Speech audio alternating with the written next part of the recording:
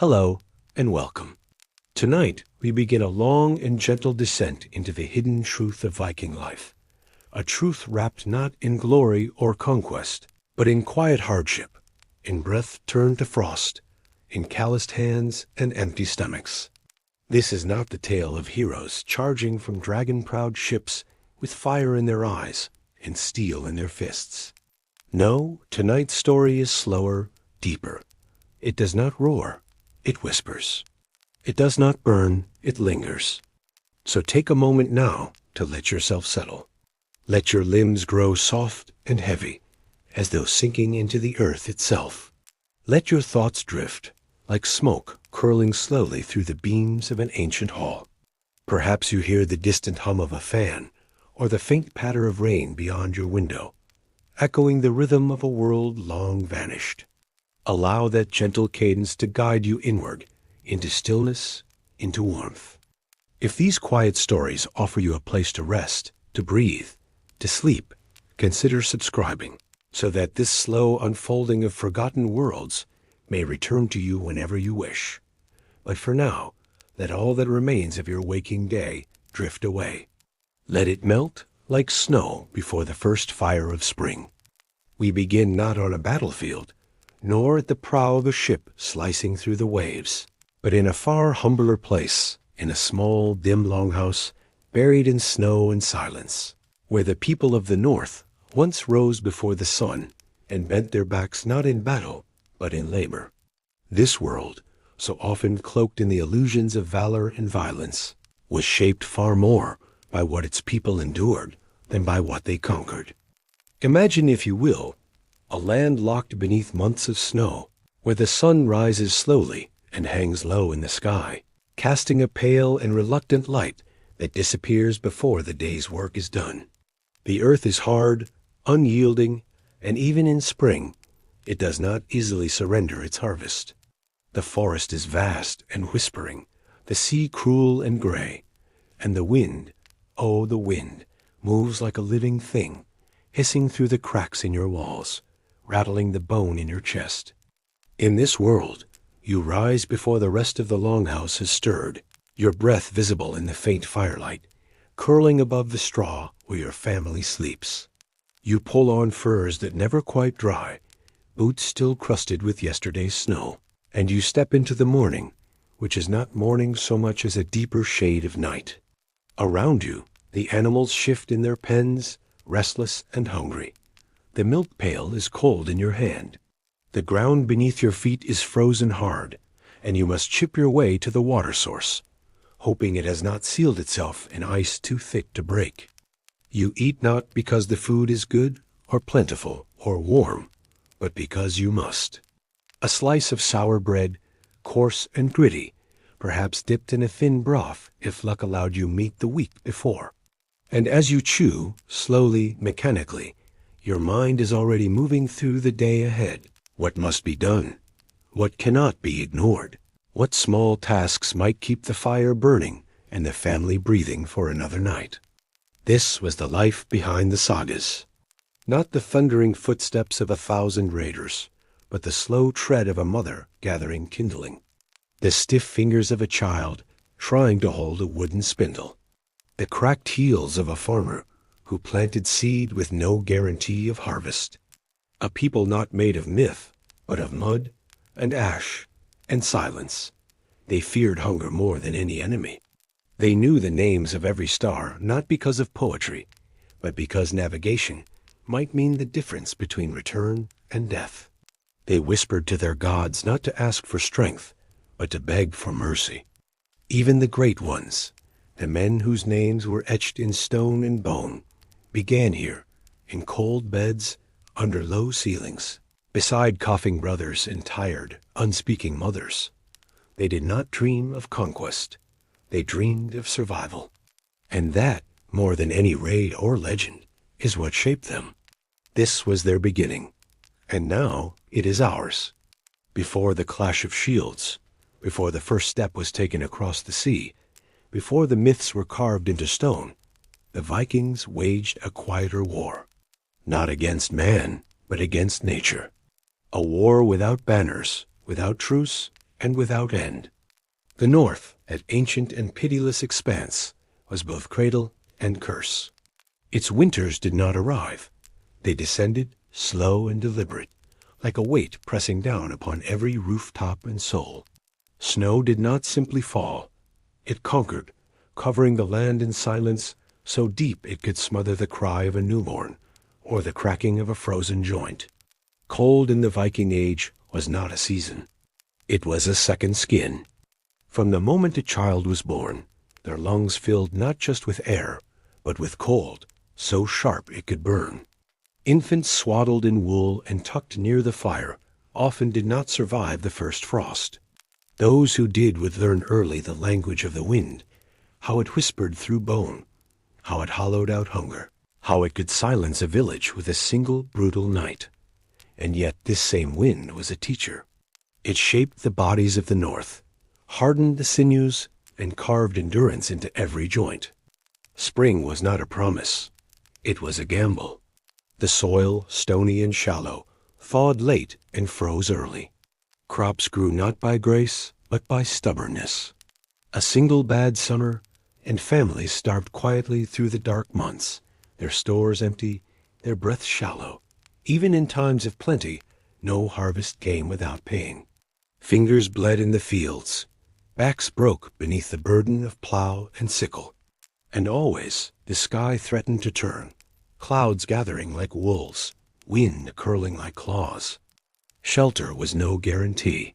The long house, praised in sagas as the heart of home, was in truth a fortress against the cold, and not an impenetrable one. Drafts crept between beams, snow piled at the doors, and frost formed on the inner walls. Warmth came not from comfort, but from effort, constant, ceaseless, and never quite enough. Fire was life, but wood was precious, and the forests were not always kind. Travel was perilous, with frozen rivers hiding cracks like traps, and blizzards reducing even familiar paths into deadly riddles. Those who left home in winter often did not return, their bodies found curled beneath drifts, hands locked around empty lanterns. Others vanished completely, swallowed by the white wilderness, their names left behind in sagas that no longer tell how they truly died. This was the world that raised the Vikings. Not the world of feasts or conquest, but of survival in a land where the land itself was an enemy. Their strength came not only from iron, but from ice. Their resilience forged not in fire, but in frost. They did not simply live in the cold. They became it, hardened, quiet, enduring. And when they finally took to the seas or to the sword, they carried with them the silence of that winter. A silence not of peace, but of patience. The kind that waits beneath snow, beneath stone, beneath history itself. The kind of silence that still sleeps beneath the North. Long before the tales of wolf-coated berserkers storming the shores of foreign kingdoms reached the ears of trembling monks. Before the runes etched the names of jarls into sagas spun by firelight, the true heart of Viking society beat quietly in the soil, in the fields, in the forges, and in the aching hands of those who did not wield axes, but tools, baskets, and ropes braided with calluses and fatigue. The image of the Viking as a wild-eyed warrior with blood-streaked beard and a thirst for gold is a tale half told. For while the sea kings earned songs and skulls full of mead, they were but a sharp edge on a blade that ran deep into the earth, and it was the farmers, the women, the craftsmen, and the thralls, those bound by chains of birth or capture, who bore the weight of daily life, who carried the warships on their shoulders without ever stepping aboard. From early light to long dusk, men hunched in frozen fields coaxed barley from stingy soil, turning mud with crude plows pulled by tired oxen or stubborn humans when beasts were scarce, knowing that a weak harvest meant a winter not of lean meals, but of gnawed bark, sour broth, and children that fell silent in their sleep before the first thaw arrived.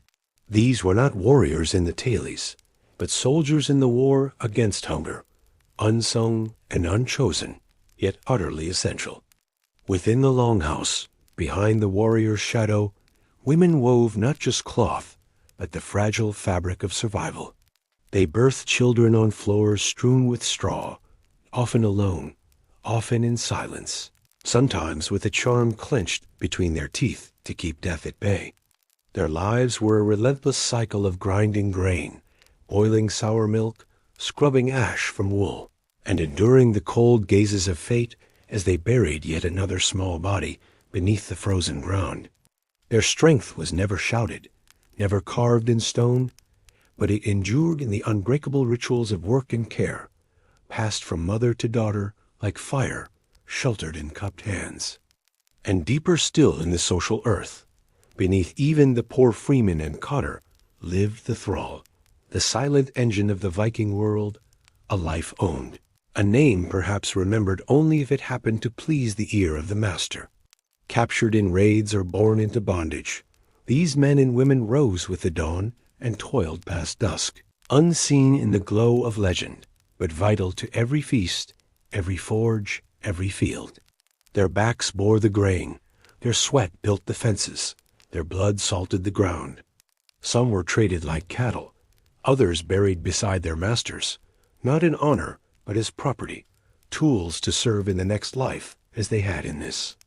Even those with skill, the blacksmith hammering sparks beneath a thatched roof, the carver of bone and wood, the midwife whispering charms in the firelight, lived lives of struggle rather than song, their knowledge respected but rarely rewarded, their craft vital yet always overshadowed by the warrior's glory. And yet, without their hands, the warrior stood bare, the ship lay unfinished, the home remained cold and dark. They did not ride into legend, these forgotten folk. They remained behind. But they were the earth from which the Viking myth grew, the quiet breath behind the warrior's roar, the sweat that salted the sea. And when you look closely, past the rusted swords and the bones in the barrow, you may still find their traces. A worn comb, a spindle whorl, a child's leather shoe folded by time, and in these small, humble artifacts lies a truth as cold and clear as northern ice. The Viking world was not built by the blade, but by those who knelt in the dirt and kept the fire alive. The sagas speak of feasting, long tables weighed down with roasted boar, horns brimming with mead, the laughter of warriors echoing through smoky halls as skalds sang of blood and honor. But these were not daily meals. They were rare and fleeting illusions, shimmering like heat on ice, masking the far more bitter truth of what the Viking people truly swallowed to survive. In reality, food in the north was never plentiful, never assured, and never far from rot. The land was stingy, the seasons cruel, and preservation a desperate craft rather than a choice. What one ate depended on what one could gather, store, or keep from spoiling. And when winter's breath deepened and snow sealed the earth in silence, the question was not what to eat, but whether there was anything left at all. A typical meal began with flatbread, dense, gritty, often darkened by ash from poorly filtered flour, or crushed bone added to stretch the last sacks of grain. This bread, once hard, could last for weeks, but it wore down teeth and scraped the mouth. Beside it, one might find a watery porridge made from barley or oats, thin as broth, sometimes laced with foraged herbs when available, though in many cases it was simply flavored by the vessel in which it was boiled. Salted fish, caught in warmer months and left to dry in the wind, or packed in salt when salt could be spared, became tough and brittle, a burden to chew but a shield against starvation. Meat, that glorious centerpiece of saga feasts, was a rare treasure for most, reserved for occasions, festivals, sacrifices, or the tables of the powerful. When consumed, it was often preserved with smoke or fermented in sour way, resulting in flavors sharp and strange to the modern tongue. Sheep's head, oiled and split, was not a delicacy, but a necessity, each part consumed to leave nothing wasted. Liver, kidneys, and intestines were rinsed and stuffed, boiled or dried, eaten not with relish, but with resolve. And yet, hunger did not wait for feasts. In the darkest months, when the root cellars emptied and the preserved stores grew foul, families turned to desperation. Bark scraped from trees was ground into flour. Bones, long since stripped of flesh, were boiled again and again for whatever hint of marrow remained. Sour milk, clabbered and curling, was swallowed because it was better than the silence of an empty stomach. Children were taught not to complain, for hunger was older than they were and would outlive them still. Vegetables were few and seasonal. Cabbage, leeks, onions, and turnips appeared when the ground allowed, and disappeared just as quickly. Fruit, if gathered, had to be dried or pickled. Apples became brown and soft in storage. Berries fermented unless smoked or salted. The mouth craved sweetness, but found only sour. And for drink, mead was precious, brewed only when honey could be spared. More often, mouths drank thin beer, weak and barely fermented, safer than water, but barely nourishing. In desperate times, water from streams was consumed despite its filth, despite the risk of sickness that often followed. Feasting when it happened was as much theater as nourishment, a defiant act against the gnawing certainty of lean days, a show of wealth, a mockery of hunger. For the rest, meals were routine, rough, and relentless, consumed in smoke-choked rooms under the watchful silence of ancestors whose own hunger had never fully faded. And yet, in that misery, there was endurance, the will to chew through leathered fish, the skill to scrape calories from sourdough and dried peas, the ability to sit beside an empty hearth, pass the last crust of bread to a child, and still rise in the morning to work the soil again. Their strength did not come from feasts. It came from surviving without them. Step now into the longhouse, not through the grand doors of memory gilded by saga and song, but through the narrow threshold of reality, where the air is thick not with the perfume of feast, but with the sour, suffocating breath of peat smoke, animal sweat, and old sickness. This was not a hall of kings, though kings may have once sat at the high seat. This was a shelter, barely, and within its walls an entire life unfolded, cramped and cloaked in shadows. The Viking longhouse stretched low and wide across the frozen ground, built from timber where trees grew, turf where they did not, with walls packed to keep out the wind, but never quite the cold. Its roof, thick with thatch, sagged under snow in winter and leaked in spring thaw. Inside, light was a rare visitor. Smoke curled endlessly from a central hearth, unhurried and unwelcome, its tendrils clinging to beams blackened by decades of fire. Chimneys did not yet exist. The smoke found its own way out, through holes in the roof, or not at all. Within these walls, life was neither quiet nor clean. A family did not live alone, for animals were often brought inside during the bitterest months. Sheep huddling near the doorway, chickens scratching beneath benches, goats nosing into straw bedding. Children shared space with dogs. Lice shared space with everyone. The hearth gave heat, but it gave no comfort, not when the air was so thick it stung the eyes and coated lungs with ash. Coughing was constant. Eyes watered, chests tightened. To breathe was to endure. The central fire burned almost always, a flickering heart that gave light to the short days and defied the long nights. Around it, life spiraled, cooking, mending, storytelling, birthing, dying. Flat stones ringed the flame, some blackened by spilled broth, others smeared with grease or soot. Cauldrons hung from iron rods, bubbling with thin stews or thickened porridge, the scent of which could not disguise the underlying staleness of damp wool and unwashed skin. Privacy did not exist. Curtains, when used, were for the old or the dying. Everyone else lived in view and in scent of each other. Quarrels unfolded beside whispers of affection. Marital intimacy shared a wall with the shifting hooves of livestock. The noises of life, the scream of birth, the rasp of illness, the thump of a falling tool, echoed in the same chamber, over and over, day after day, night after endless night. Children played where grain was stored. Women spun wool beside the latrine trench dug shallow near the wall. Men carved bone or mended boots with cracked fingers, their shoulders hunched from years of smoke and labor. No part of the house was clean, and even fewer were dry. Rain brought leaks. Snow tracked and melted into filth. Insects nested in the thatch and dropped onto bedding during the night. And yet, this was home. Outside, the wind screamed. Inside, the walls pulsed with the breath of survival. People did not live in the longhouse so much as persist within it. Each hour, a negotiation between warmth and sickness, togetherness and suffocation. And in this mingling of bodies and smoke, the Viking spirit endured, not noble, not untouched, but warm and stubborn, shaped not by saga, but by soot. To live in the longhouse was not to live in comfort, but to live despite the absence of it. Every wall bore witness. Every stone remembered.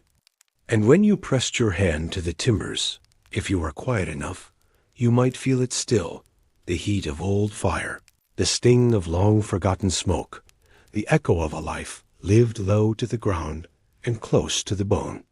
The longhouse did not merely shelter its kin from the storm and snow. It trapped their breath, their blood, and the seeds of their sickness. Disease did not visit the Viking world in sweeping pandemics alone. It lived among them, quietly, patiently, in every cough that lingered too long, in every wound that festered beneath a crust of dirt, in the warm corners where rats crept and fleas hid among straw.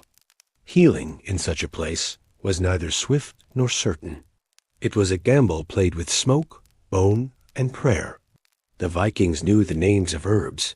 They understood the signs of rot. They recognized the shifting hues of infection, but they did not grasp its cause. Illness to them was a spirit made flesh, an unseen curse crawling beneath the skin, and they fought it not with science, but with ritual, with roots, and with desperation. A man who fell from his roof might suffer a splintered leg, bound in splints made from ash or hazel, wrapped in wool soaked with animal fat or honey, if honey could be spared. If the bone pierced the skin, fever often followed. The wound would swell, turn black at the edges, and begin to stink. Flies circled. The family waited. Some wounds healed by miracle or by youth. Others ended in burial. Midwives, herbalists, and cunning folk served as the healers of their time, rarely revered, sometimes feared. They did not wear robes or possess written knowledge. Their wisdom came through whispers, learned by watching, listening, and remembering which leaves soothed and which berries killed. Mugwort, yarrow, garlic, juniper, they gathered these not in bright gardens, but in swamps and forests, sometimes in secret, believing the spirits would take offense if seen. Charms were etched into wood or tied in string and worn around the neck, not to heal, but to warn death to turn its gaze elsewhere. When illness struck a household, the sick were rarely isolated. They coughed in shared air. They sweated beneath shared furs. They vomited into corners barely cleaned. Diarrhea took children swiftly. Fevers took them silently. One child gone in the night, 2 more weak by morning. Parents had little to offer but damp cloth, whispered lullabies, and prayers to gods who often answered with silence. Leprosy was known. Tumors and boils appeared without cause. Lice passed disease from one scalp to another. Ringworm painted red circles on skin. Smallpox may have visited. Tuberculosis left its signature in the bones, and parasites crawled within bellies, already too empty. Surgery was rare and crude, a blade heated in fire, a gulp of strong mead, and a hand to hold when the cutting began. Yet for all this pain, for all this horror, the Vikings did not surrender to despair. They sought signs in the flight of birds, omens in dreams, cures and rituals passed down through smoky generations. A sick man might be laid near the hearth, his body wrapped in sealskin, while a vulva, a cirrus, chanted over him, her voice echoing words older than the gods, asking not for healing, but for mercy. Sometimes it worked. Sometimes the fever broke and breath returned. And sometimes the chanting faded into weeping, and the body was wrapped for burial before the day's end. This was medicine before knowledge, healing before hope. A world where the line between life and death was drawn thin, scratched in soot and salted blood. And still, they endured it. They endured it all. In the cold hush of the northern world, death did not knock. It walked in as one of the family. It slept near the hearth, lingered in the corners of the longhouse, and sat beside mothers as they gave birth. It wore no cloak, carried no scythe. It needed no ceremony. It simply took. To be born in the Viking age was not a promise. It was a trial. From the moment of first breath, a child's life hung by threads thinner than spider silk, pulled taut by illness, by famine, by weather, by fate. Many did not survive their first winter. Some never survived the day they were born. Their names were whispered once, maybe twice, then folded into the silence of the earth, buried beneath stones too small to mark a life. A mother, swollen with labor, might groan in the gloom of a longhouse. A midwife at her side, armed with little more than hands, herbs, and hope. If the birth was slow, if the child emerged twisted or blue, there was no surgeon's hand, no steel tool to guide it free. Prayers to Frigg, goddess of motherhood, were muttered between clenched teeth. Salt might be sprinkled. Incantations spoken. But if the cord tightened like a noose, or the mother bled too fast, too much, both would pass beyond the veil in the same breath. And if the child lived, the dangers had only begun. Diarrhea could kill within hours. Fevers burned quickly through small bodies, already weakened by hunger. Milk sometimes soured, and mothers, drained by too many births, produced little. Wet nurses were rare, and goat milk, though sometimes used, often failed to nourish. Teething could bring seizures.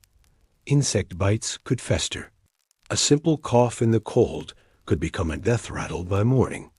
Some parents did not name a child until it had survived the first few weeks, as if calling it by name might tempt the gods to notice and to take. Others buried the smallest ones with quiet rites in the fields behind their homes, without stone, without fire, without song. A mother might wear a pendant for the lost, carved of amber or bone, its surface worn smooth by endless touches. A grief carried not in tears, but in silence. Children old enough to walk were still not safe. Accidents came swift. A fall into a fire, a kick from a horse, a drowning in the river, these were common endings. And should sickness sweep the village, small graves multiplied quickly, dug hastily into frost-hardened soil, the ground too stubborn to open wide, yet open it did, again and again. And yet, amid this relentless loss, life did not stop. New children were born. Laughter still rose, sometimes even in the same halls where death had just passed. Toys were carved, simple horses, spinning tops, small figures dressed in cloth. Games were played in the mud outside the longhouse, barefoot and wild. Children learned early to mimic the tasks of their parents, girls stirring pots and boys swinging wooden blades, each pretending to be what they hoped to become, if fate allowed. But always beneath the play, beneath the songs, beneath the joy, was the knowing that nothing was certain. That life, especially young life, was fragile as ice on spring water, shimmering, beautiful, and easily broken. And still, they had the courage to love their children. Even knowing how many would vanish before their first memory formed, they loved them deeply, fiercely, desperately. That, perhaps, was their greatest strength. She is not the shield maiden of saga dreams, nor the radiant bride draped in fine linen and silver rings. She does not stand beside the warrior on the prow of the longship, wind tangled in her hair, singing of fate. No, the Viking woman, real flesh and bone, stood bent over the hearth, fingers cracked from cold and soap-root, her back bearing a weight not forged of iron, but of expectation, labor, and pain too ancient to name. From girlhood, she learned that her body was not hers alone. It belonged first to her father, then to her husband, and perhaps to the gods if blood was spilled in childbirth. Her worth was counted in dowry, in womb, in silence. She might be bartered, sometimes stolen, sometimes given, and though some women held land or wielded modest power, these were the exceptions carved from rare stone. Most lived in the low rhythm of the longhouse, kneading, weaving, hauling water through snow, earthing in silence, burying in silence. She rose before the light, not with song but with duty.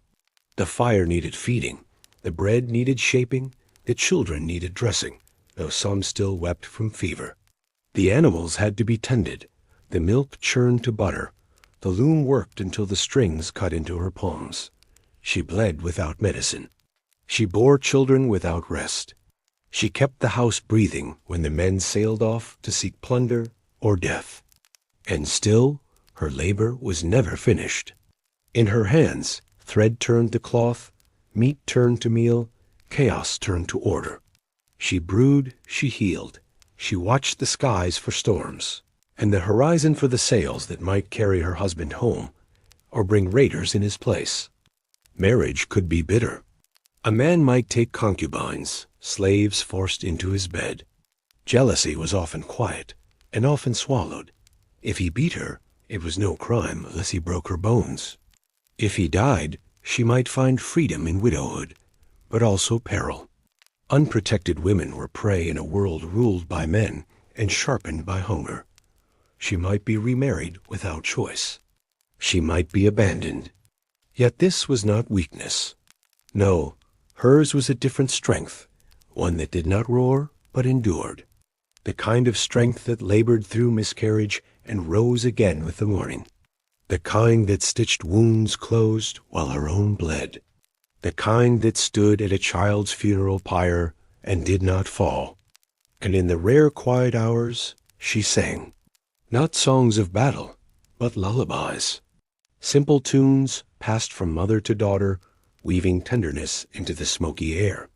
Her voice barely heard, yet carrying more weight than any blade. She remembered the names of the dead. She passed down the stories. She kept the hearth lit through the longest nights.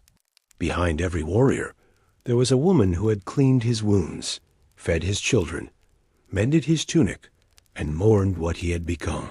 Her name was not always recorded, but her shadow, long and sorrowful, lies behind every stone ring and burial mound.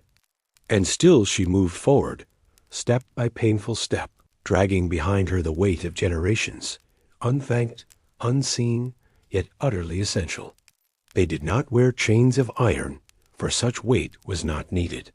Their bondage lay in the eyes of their masters, in the names they were stripped of, in the simple, brutal understanding that their breath was not their own.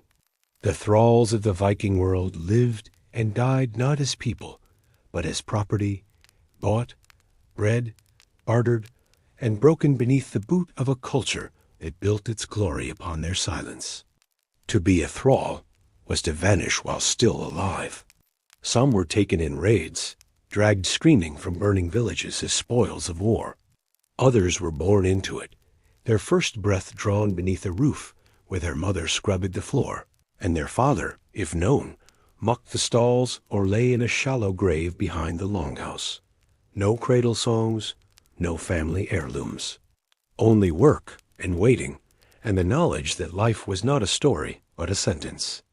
A thrall rose before their master. They stirred the ashes of yesterday's fire, fetching water in the black cold, splitting wood with blistered hands.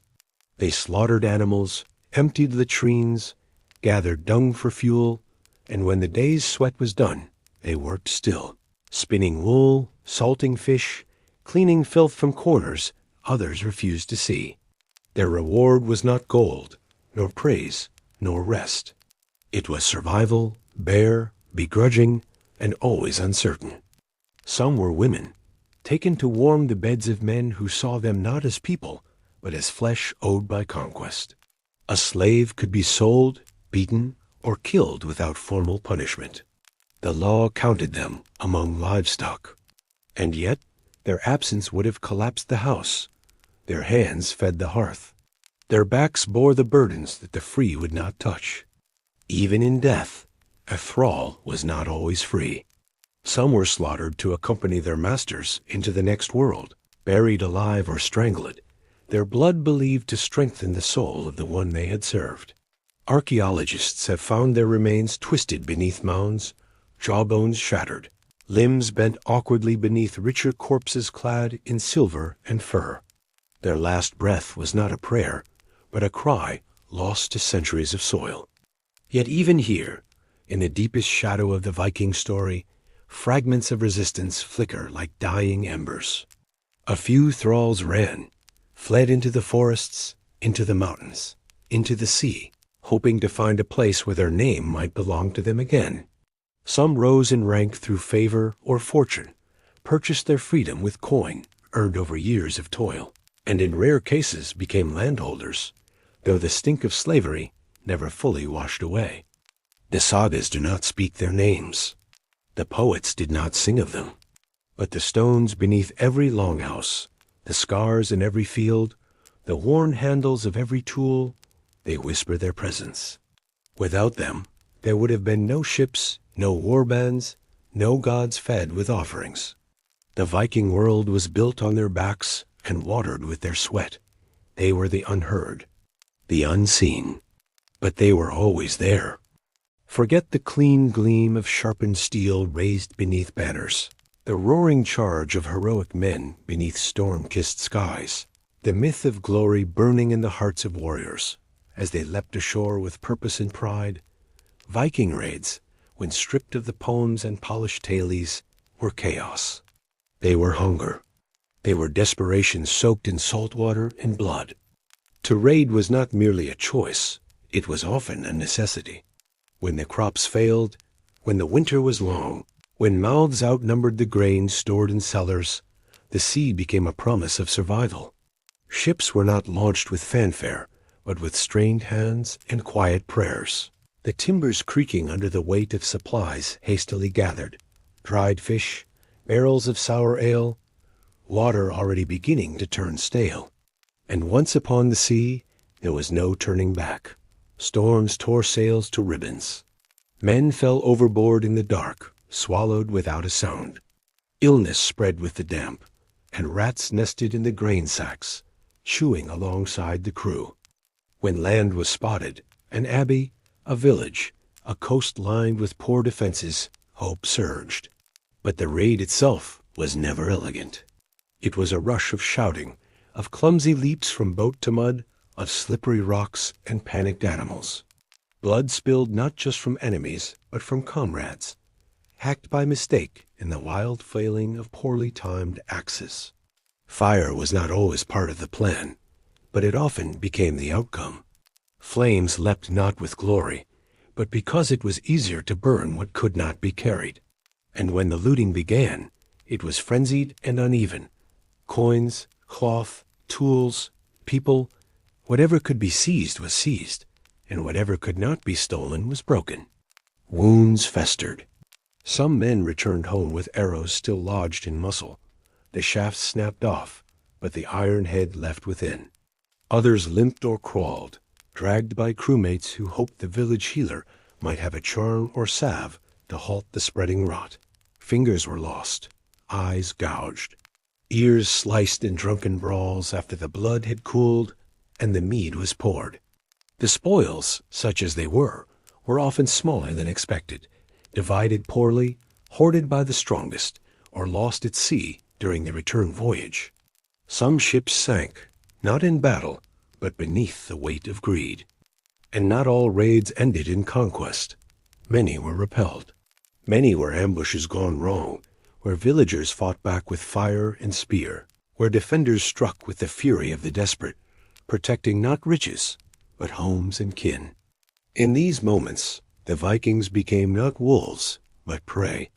Captured raiders were sometimes hanged, sometimes flayed, sometimes spared and enslaved, doomed to labor in the same lands they had once hoped to plunder.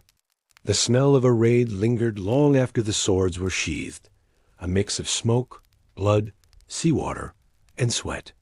Men returned not as champions, but as broken things, shivering from fevers, their dreams haunted by the eyes of those they had slain or failed to save.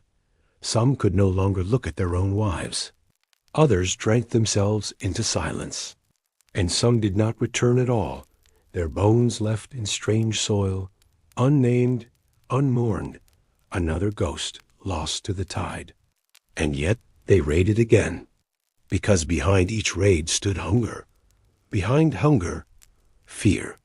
Behind fear, a culture that revered those who took, because it did not know how to survive without the taking. This was not legend, it was labor. Bloodied, cold, and cruel. Their gods were not gentle. They did not offer forgiveness, nor shelter, nor peace. The gods of the north were sharp-edged and watching, carved in stone and memory, their eyes hollow and unblinking beneath the weight of fate. To worship them was not to find comfort. It was to strike a bargain. And like all bargains in the Viking world, the price was steep and often paid in blood. Odin, the Allfather, hung himself upon the world tree not for salvation, but for secret knowledge, whispering into the wind with a spear through his side and the gallows biting his throat. Thor crushed the skulls of giants not for justice, but for order. Freya wept golden tears and took half the dead into her hall, while Loki sowed chaos into every crack of the world. These were not gods who walked among flowers. They strode through frost and shadow, cloaked in riddles, demanding sacrifice, and feared as much as they were revered. And so the people gave. Blood nourished the bond between mortal and divine. At the great blot festivals, animals were led into sacred groves or to altars of stone, their throats cut with ritual blades, the blood caught in bowls, painted on idols, splashed upon the earth as an offering.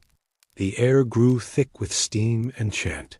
The crowd gathered close, voices rising in rhythm, their hands stained red with devotion. The meat was cooked and shared. The sacrifice was not merely a gift. It was a plea for rain, for strength, for victory, for survival. But animals were not always enough.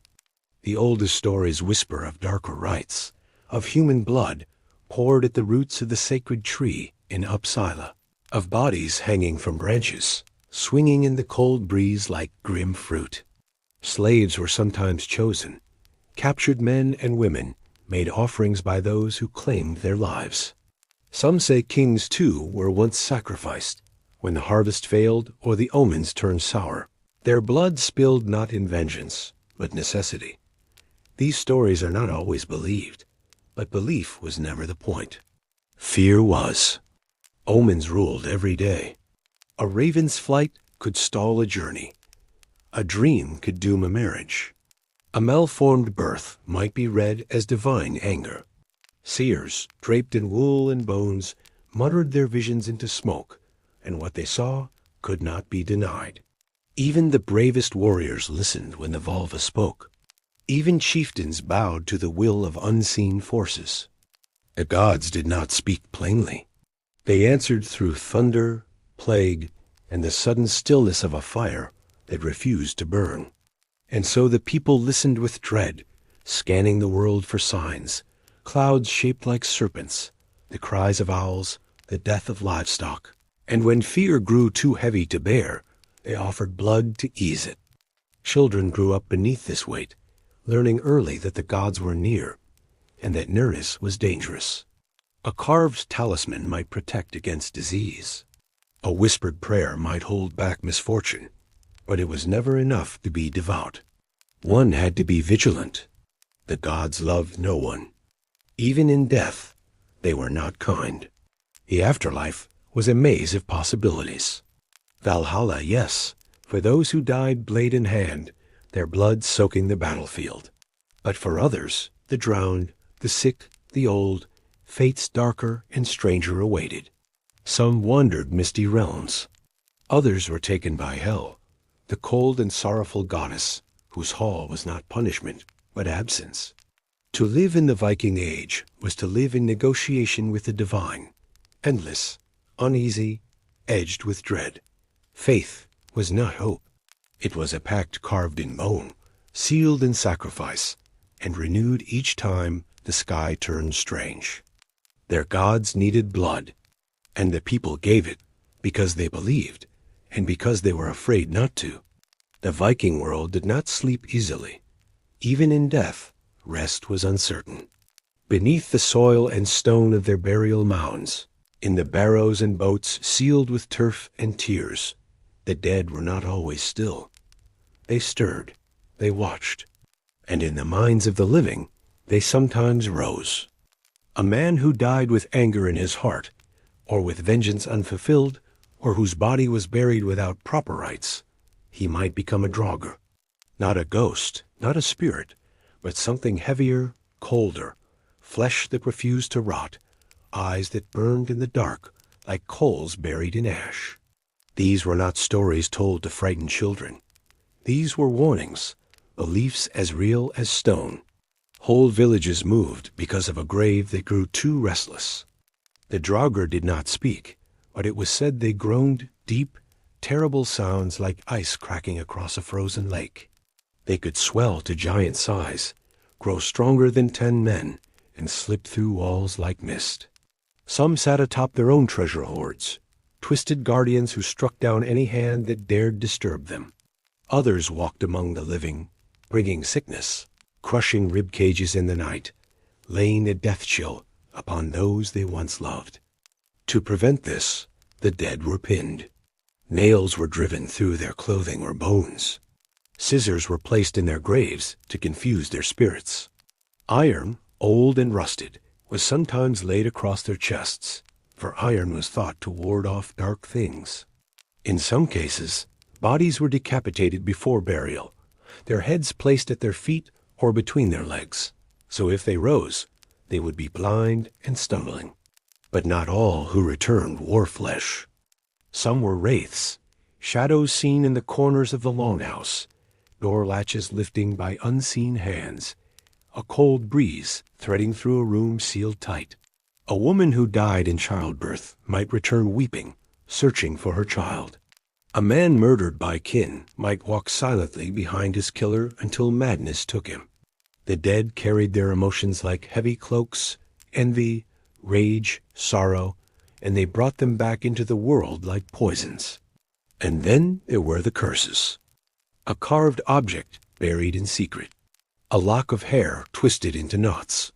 A rune scratched where none should be. Curses in the Viking world were not empty threats. They were tools, cast like nets to entangle fate. A woman scorned might carve a galdra staffer beneath her bed. A jilted lover might whisper words into a grave, binding another's life to sorrow. Some wore amulets to guard against such workings. Others lived in fear, watching for signs, the sudden souring of milk, the death of livestock, the endless, sleepless nights. The longhouse, at night, was not silent. Cracks and groans echoed through the timbers. Was it wind? Was it the settling of earth? Or was it something else?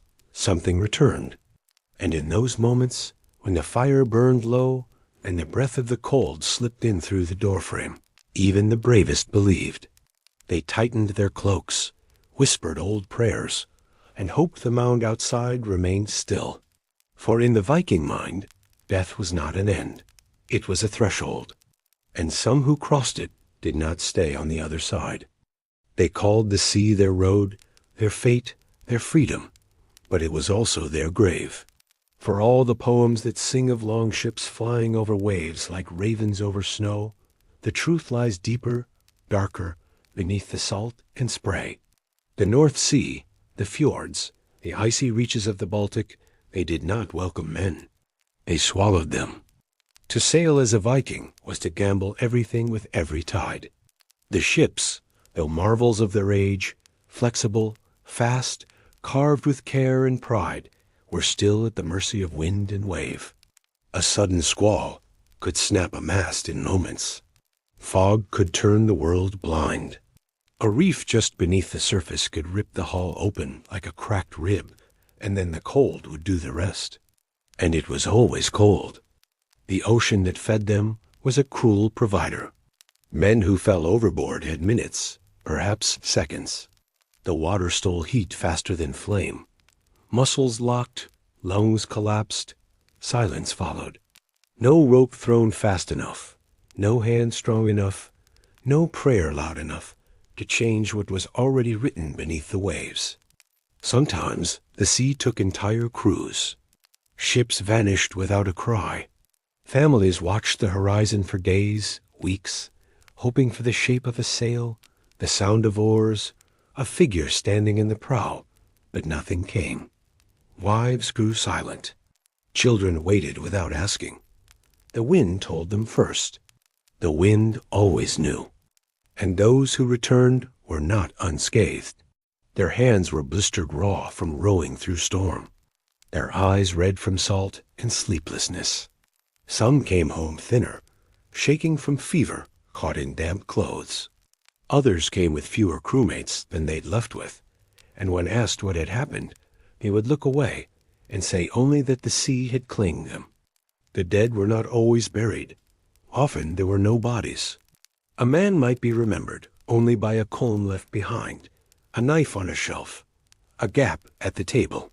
Some believed that those who drowned without weapon in hand went not to Valhalla, but to the deep halls of Ran, the sea goddess, who dragged them down in her net and kept them among the drowned, cold and voiceless forever.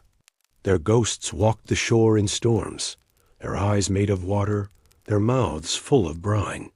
And yet they kept sailing, because beyond the sea was food, was silver, was land, and because the sea, though it killed, also gave fish to eat, salt to preserve, a path to distant kingdoms and richer graves.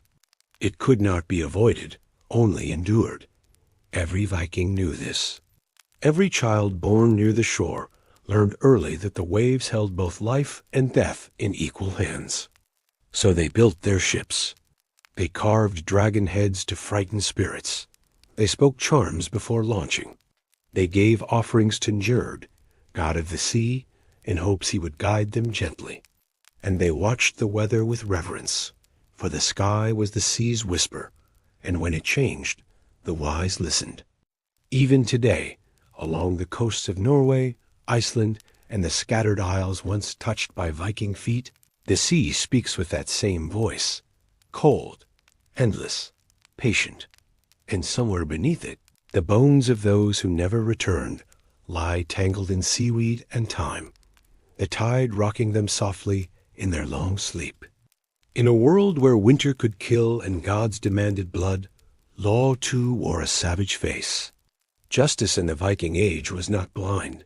It saw everything, remembered every insult, weighed every wound. It kept no prisons. It offered no rehabilitation. Instead, it asked a price, and more often than not, that price was blood.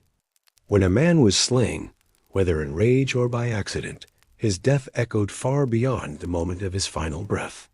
It became a matter not only of grief, but of debt. A life taken opened a wound in the fabric of society, a wound that had to be sealed either by silver or by steel. The blood price, the wergild, was one path, a payment made to the family of the dead, an attempt to restore balance with coin. A child had a price, a freeman had a price, a chieftain had a greater price. A thrall's death could be settled with livestock, or sometimes nothing at all. But silver could not always soothe the soul. Grief is rarely fair, and pride never forgets. If a family refused the blood price, or if it was never offered, vengeance began its slow burn. The killer might be hunted, his kin might be watched.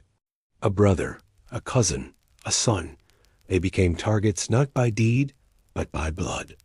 And so the feud began, a chain of retaliation passed like a poisoned cup through generations.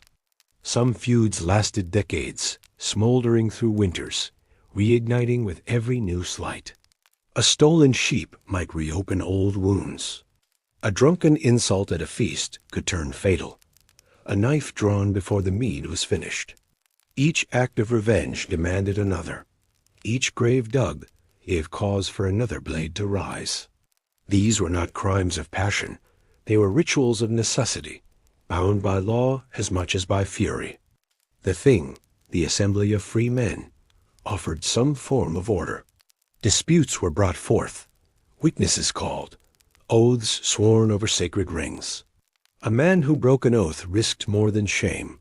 He risked outlawry, skogarmer, becoming a man of the woods, stripped of protection, hunted by anyone and welcomed by none. To be outlawed was to be erased, to sleep with one eye open, to starve or freeze, or fall beneath a stranger's axe in some forgotten clearing. Justice could be personal. It could be theatrical. In some tales, a man staked his claim in a blood feud by placing the severed head of his enemy atop the Thing stone, letting it rot in the open air as proof of honor fulfilled. In others, the killer was ambushed at night, strangled in his sleep, and left face down in a bog, his death unspoken but understood. But vengeance was not always savage. Sometimes it was patient, methodical, shaped by words sharper than swords. A clever insult in a skald's poem could provoke a duel. A snub at a wedding could fracture alliances. Revenge in the Viking world wore many masks. And through it all, fear walked beside justice, fear of being wronged, fear of being forgotten, fear of leaving an insult unanswered and becoming weak in the eyes of gods and men.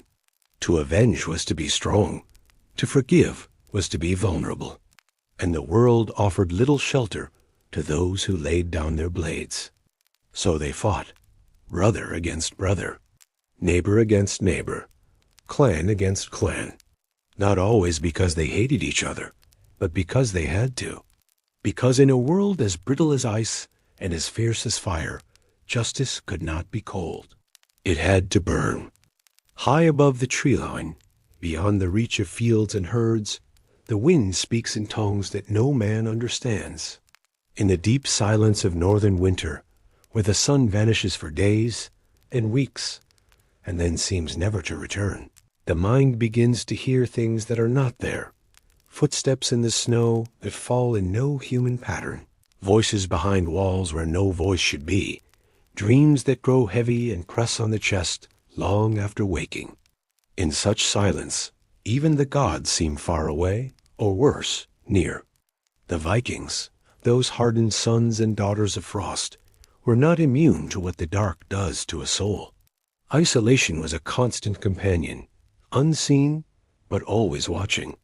A man could live for months seeing only the faces of his kin, locked inside a longhouse barely wider than a ship's hull, the air thick with smoke and cough and unspoken thoughts.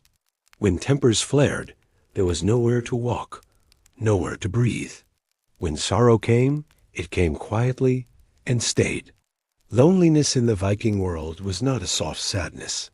It was a hollowing, annoying emptiness that stripped a man of memory and sleep.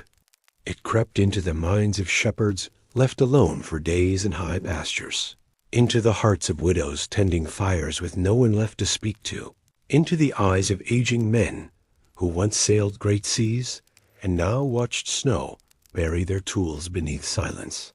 And the long night made it worse. In the far north, the sun might not rise at all during deep winter. Daylight became a gray flicker between endless dusk. Candles were precious, firewood limited. Dreams blurred with waking thought. The mind grew unmoored. Some heard the howling wind and mistook it for the cries of the dead. Others saw figures at the edge of the woods, shapes half-formed, waiting. The old began to mutter names long buried.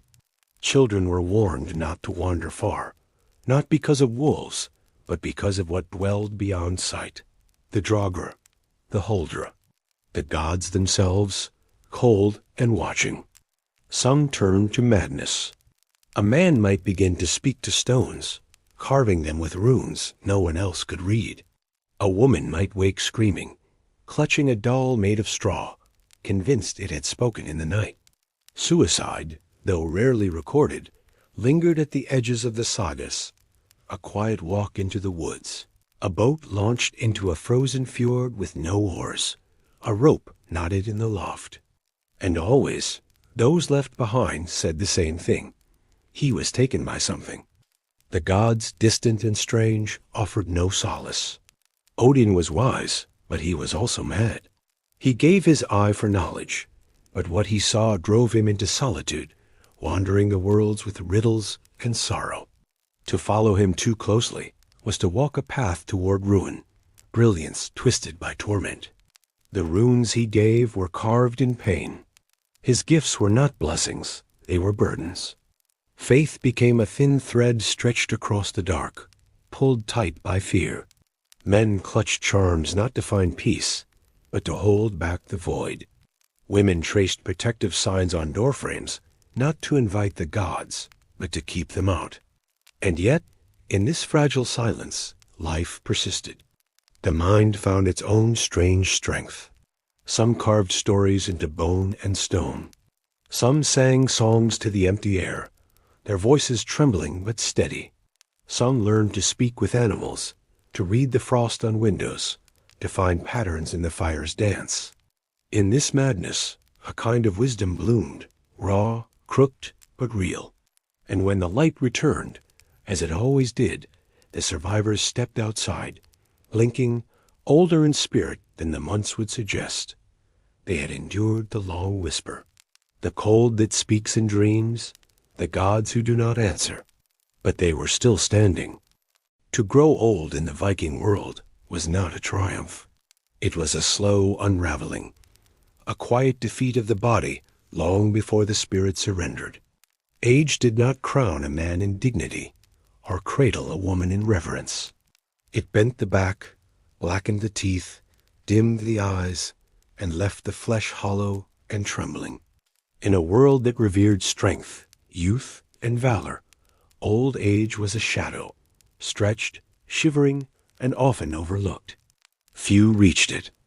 Those who did bore the scars of every season that came before. Frostbitten toes, joints swollen from cold and toil, hands twisted by the endless grind of earth and blade. Arthritis turned warriors into watchers. Sight faded until thread could no longer be sewn, until the stars blurred, until a man could no longer carve his name. Teeth fell out or rotted in place, leaving pain, abscess, infection, and silence. With no dentistry, the old learned to eat only what was soft, to swallow slowly, or not at all. The body weakened, but the work did not vanish. The field did not stop demanding seed. The animals still needed water. The loom still needed turning. There were no chairs of rest, no halls for the aged. One simply did what one could until one could do no more. And even then, the world rarely waited. An old man who could not feed himself became a burden. An old woman without children to shelter her risked being left behind when the clan moved. Mercy was not always an option. Kindness often drowned beneath survival. And yet, some found a kind of wisdom in their decline. They sat near the hearth, telling tales not because they were asked, but because they remembered. Their words were threads tying the present to the deep roots of ancestry. An old woman might be consulted on healing herbs, on omens, on births and deaths. An old man might teach the runes, name the stars, speak of oaths made in times the young no longer knew. Their stories carried truth and bitterness and warnings. But reverence had limits. The sagas are filled with the deeds of the young, the fearless, the fallen in battle. Valhalla was not for the aged. Odin's hall opened to those who died with weapons in hand, not walking sticks. The old were not sung of. They were buried quietly, often without honor. A slow death did not inspire song. It did not raise a cairn. It came in sleep or in the dull silence of the final winter, and the name once spoken with pride, faded into the frost. Some feared death would not come soon enough, that the body would fail long before the breath stopped, that they would live on, trapped in bone and shadow, forgotten by the gods, cursed to watch life pass without ever touching it again. And yet they endured. With every broken tooth, every cracked nail, every joint that refused to bend, they kept moving. They taught what they could. They remembered those who came before. They buried those who came after. And when their time did come, on a bed of straw, beside a dying fire, or alone in the snow, they went with a quiet that the young could never understand. To be old in the Viking world was not to be celebrated, but it was to survive the impossible. When a Viking died, the breath fled not only the body, but the household itself. It was said the soul slipped through the smoke hole, spiraled into the wind, or drifted toward the shore where the dead waited. Yet death did not end with stillness. It began something older, something sacred, something terrible. The body, now cold, was not merely a corpse. It was a vessel of lingering spirit, a danger if left untended, a whisper of other worlds that could not be ignored. The family moved in ritual. The doors through which the body passed were sometimes sealed afterward with ash or stone, as if to prevent the soul from wandering back in confusion. Mirrors, if any hung, were turned. The dead were spoken to in hushed tones, their names both honored and feared. But what came next depended on the life they lived and the death they met. A warrior, fallen in battle, might be given a ship burial if wealth or status allowed. A longboat dragged inland or built in place, filled with grave goods, weapons, tools, cloaks, animals, slaves. The body was placed within, sometimes sitting upright, sometimes laid among woven blankets, while beside them the offerings were arranged with care and dread. A sword across the chest, a dog at the feet, a woman, perhaps unwilling, lying silent and still, bound by custom or by force. These were not acts of mercy. They were gifts for the journey beyond. Then came the fire. If burned, the ship was set alight, a pyre on water or land, flames licking the sky, the smoke rising like a signal to the gods. The crack of timber, the stench of burning flesh, the roar of heat. Watching it was an act of awe and of fear. Fire did not cleanse. It opened a path.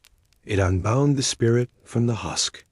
Ashes were sometimes gathered and buried, sometimes left to scatter in wind and wave.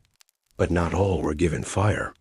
Others were buried in the earth, within mounds raised like sleeping giants. Bodies laid with care, curled on their sides or laid flat, surrounded by goods chosen by kin or seers, beads, combs, knives, bowls, even food and drink, all meant for use in the next world. The grave was sealed with soil and silence.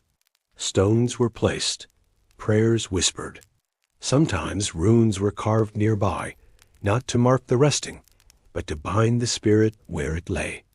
The poor had no ships, no fire. Their bodies were folded into shallow pits, wrapped in cloaks, buried quickly and without song. A simple mound, or none at all.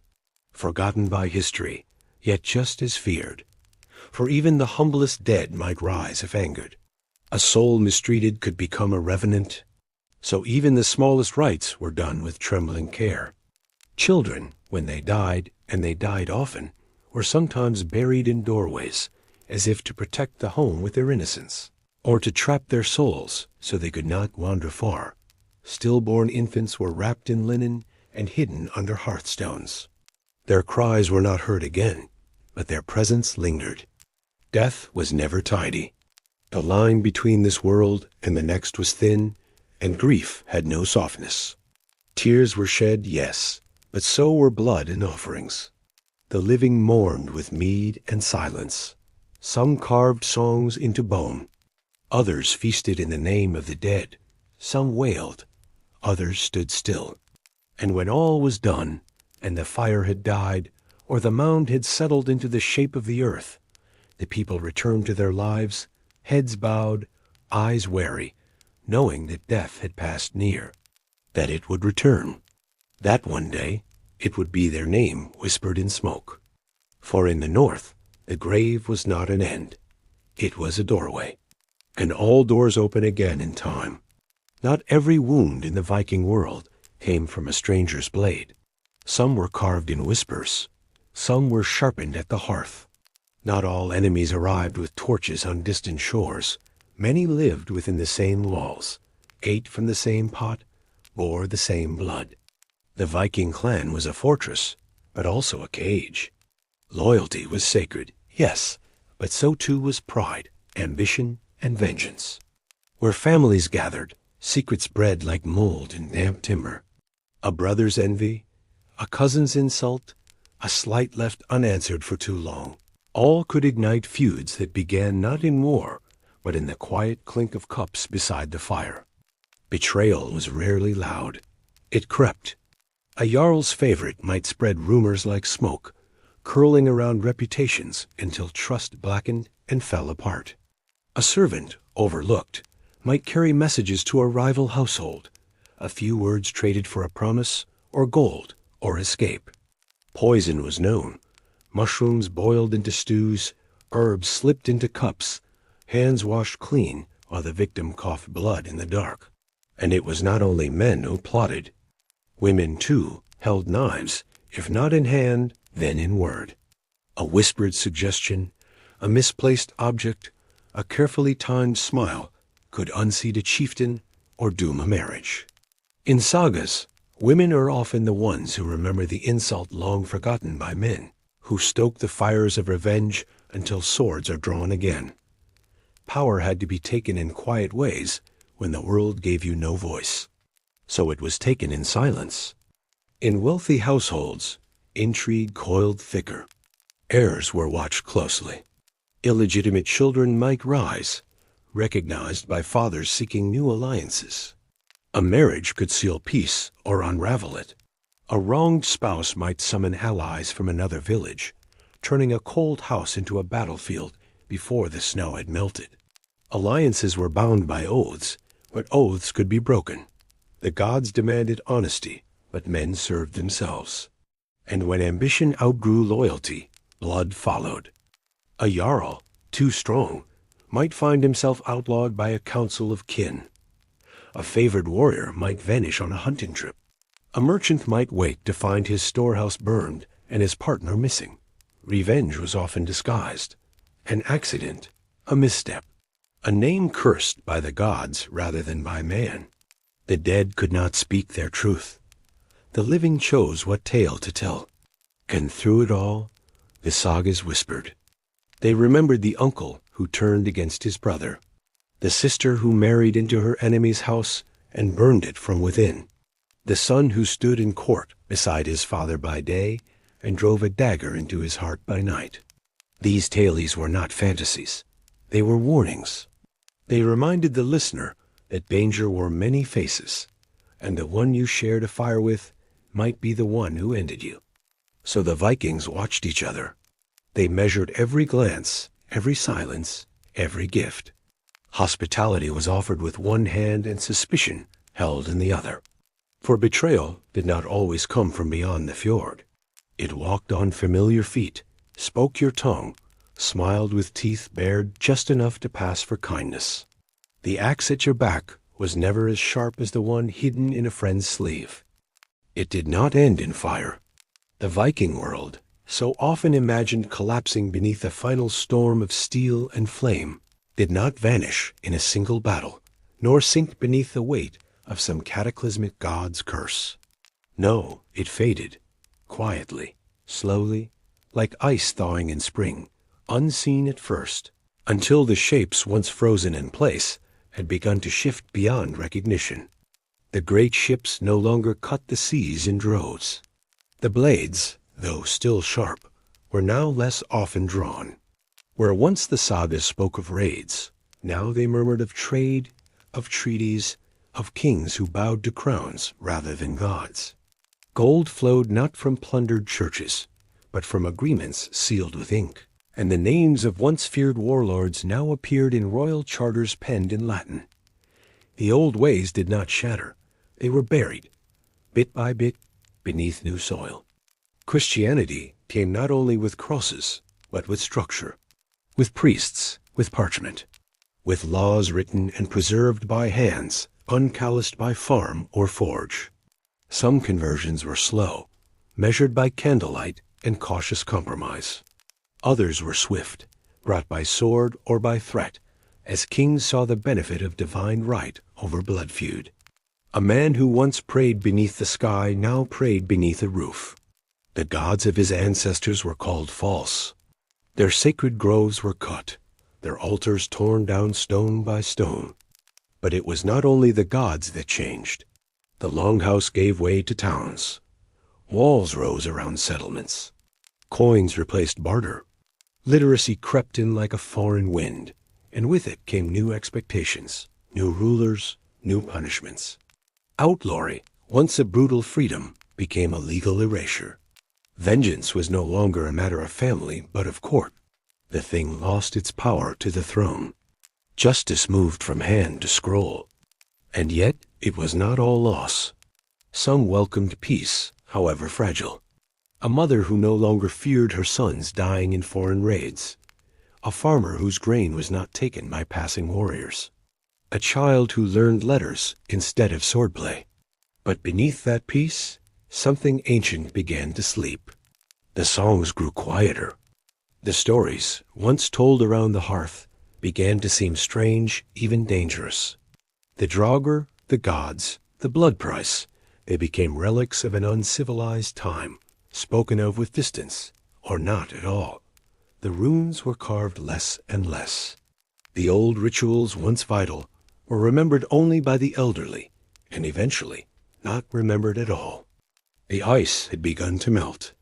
The rivers of belief, of custom, of memory, they flowed into new lands, carving out something different, not lesser, but changed. The sharpness dulled, the wildness tamed, the fire dimmed. And yet, beneath the stone churches, beneath the cobbled streets and carved crucifixes, the earth remembers. In the soil of old burial grounds, in the worn patterns of loom weights, in the quiet weight of iron brooches unearthed by frost, there lies the ghost of what once was, the echo of a people not yet myth. The Viking Age did not end. It dissolved. And what remains is not the sound of battle, but the stillness that follows after. And now, as we draw near the quiet edge of this journey, the world of ice and shadow, smoke and sorrow, stands before us, not in ruins, but in stillness. The long fires have burned low. The sails are furled. The warriors have fallen silent. What remains is not the thunder of legend, but something softer, something older, something human. So take this final moment to relax even deeper. Let your body feel heavy, grounded, safe. Your breath, now slow and steady, matches the calm rhythm of time itself. The world has faded to hush. The story continues, but gently now, as if spoken through the low crackle of an old hearth fire. We began this tale with cold, hunger, and struggle, with longhouses thick with smoke, with children worn into frost, with mothers bent beneath the weight of sorrow and duty. And though we have wandered through the hardest truths, through death, disease, darkness, and despair, what we find at the end is not destruction. It is not a monster behind the myth. It is a person. Tired, perhaps. Scarred, certainly, but real. The Viking we remember through song and symbol was not a figure of wrath, but of endurance. He did not roar with triumph every day of his life. More often, he whispered. He carried water. He lit fires in the snow. He held his child as fever stole the breath from their lungs. He buried his brother. He knelt in dirt. He waited, always, for spring. She, too, was no shield maiden of shining legend. She bled in childbirth. She sang to her children, though she knew not all would live. She knew the names of herbs, not because she was a mystic, but because there was no one else to stop the coughing. She held her grief close, tucked into folds of wool, and kept the longhouse warm when no one else could. And when their time came, when age or war or winter claimed them, they were wrapped not in gold, but in earth, laid down with bone tools, with tokens of love, with the soft echoes of a name perhaps only one person remembered. No saga speaks of their every labor. No poem remembers every quiet act. But we remember them now, in this hour, as more than warriors, as people.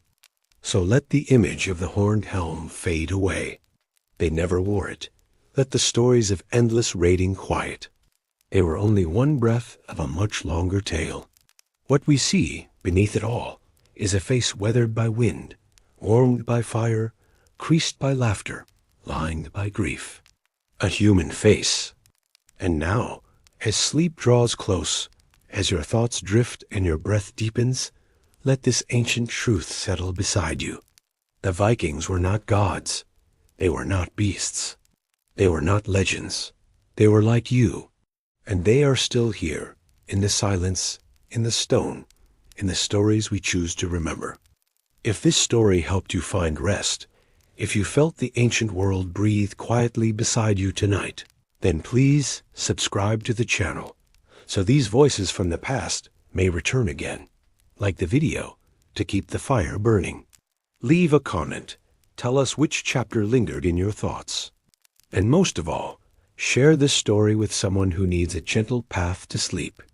Let them walk the quiet halls of history with you. And now, let the past drift away. Let the fire fade to embers. Let your body sink into sleep, the stories at peace. And so are you.